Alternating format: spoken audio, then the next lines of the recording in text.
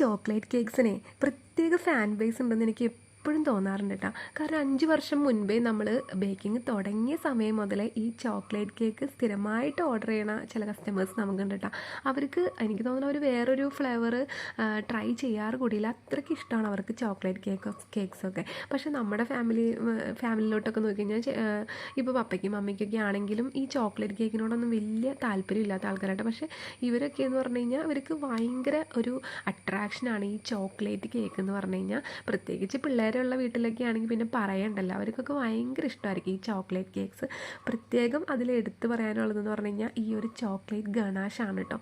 ഇതിൻ്റെ ടേസ്റ്റും ഇത് കാണാനും നല്ല സൂപ്പർ ലുക്കും അതുപോലെ തന്നെ ടേസ്റ്റും തന്നെയാണ് കേട്ടോ. ഭയങ്കര ടേസ്റ്റാണ് ഈ ഡാർക്ക് ചോക്ലേറ്റിൻ്റെ ഗണാഷ്.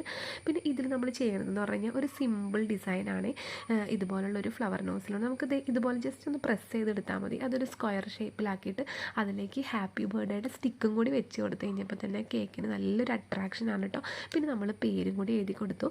ഇതുപോലെയാണ് കേട്ടോ ഈ ഒരു കേക്കിൻ്റെ ഫൈനൽ ലുക്ക് വരുന്നത്. സൈഡിൽ നമ്മൾ സ്ക്രാപ്പും കൂടി ചെയ്ത് വെച്ചായിരുന്നു.